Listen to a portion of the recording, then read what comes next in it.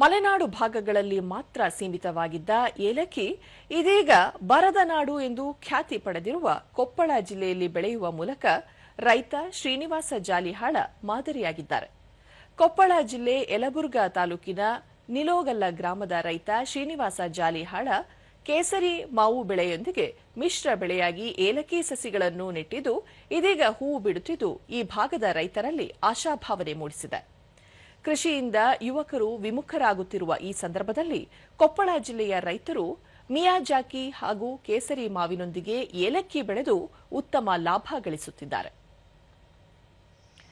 ಈ ಕುರಿತು ದೂರದರ್ಶನದೊಂದಿಗೆ ರೈತ ಶ್ರೀನಿವಾಸ ಜಾಲಿಹಾಳ, ನಮ್ಮ ತೋಟದಲ್ಲಿ ಮಾವಿನ ಮರಗಳ ನೆರಳಿನಲ್ಲಿ ಏಲಕ್ಕಿ ಬೆಳೆಯಲಾಗುತ್ತಿದ್ದು, ಎರಡೂ ಬೆಳೆಗಳಿಗೆ ಹನಿ ನೀರಾವರಿ ಪದ್ಧತಿ ಅಳವಡಿಸಿಕೊಂಡು ಕಡಿಮೆ ನೀರು ಕಡಿಮೆ ವೆಚ್ಚದಲ್ಲಿ ಬೆಳೆಯಲಾಗಿದೆ.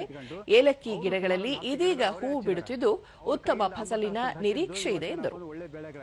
ಇದು ಏನಾರ ಮುಂದೆ ನನಗೆ ಇದು ಒಳ್ಳೆ ಈಳ್ ಕೊಡ್ತಂದ್ರೆ ಯಾವ ಗಿಡಗಳು ನನಗೆ ಬೆಳೆಸೋ ಅವಶ್ಯಕತೆ ಇಲ್ಲ. ಯಾಕಂದ್ರೆ ಒಂದು ಗಿಡ ಬಂದು 2,500 ಕಿಲೋ, ಒಂದು ಕಿಲೋಗೆ 2,500 ರೂಪಾಯಿ ಬಂತು ಅಂದ್ರೆ ಸುಮಾರು 1,500 ಗಿಡಗಳು ನಾನು ಹಚ್ತೀನಿ. 1,500 ಗಿಡಗಳು ಇಂಟು 2,500 ರೂಪಾಯಿ ಆಯ್ತಂದ್ರೆ ನನಗೆ ಬದುಕೋದಕ್ಕೆ ಸಾಕಷ್ಟು ಇದೆ, ಹೊಟ್ಟೆ ತುಂಬೋದಕ್ಕೆ ಸಾಕು ನನಗೆ. ಸ್ಥಳೀಯ ರೈತ ಪ್ರಾಣೇಶ್ ಕುಲಕರ್ಣಿ, ರೈತ ಶ್ರೀನಿವಾಸ ಜಾಲಿಹಾಳ ಅವರು ಬಿಸಿಲ ನಾಡಿನಲ್ಲಿ ಏಲಕ್ಕಿ ಬೆಳೆದಿದ್ದು ಉತ್ತಮ ಫಸಲು ಬರುವ ನಿರೀಕ್ಷೆಯಲ್ಲಿದ್ದಾರೆ. ಅರಣ್ಯದಂತಿದ್ದ ಭೂಮಿಯಲ್ಲಿ ಏಲಕ್ಕಿ ಬೆಳೆಯುವ ಮೂಲಕ ಇತರ ರೈತರಿಗೆ ಮಾದರಿಯಾಗಿದ್ದಾರೆ ಎಂದರು. ಮಳೆ ಮೇಲೆ ಅವಲಂಬನ ಬೋರ್ ಹಾಕ್ಯಾರ, ಬೋರಿನ ನೀರು ಬಹಳ ಚಂದ ಬಂದಾವ, ಗಿಡ ಬಂದಾವು, ಬಹಳ ಚಲೋ ಬೆಳೆಸ್ಯಾನ ಏನ್ರಿ. ಮಾವು ಆಮೇಲೆ ಏಲಕ್ಕಿ ಗಿಡಗಳು ಚಲೋ ಬಹಳ ಚಂದ ಬಂದಾವ.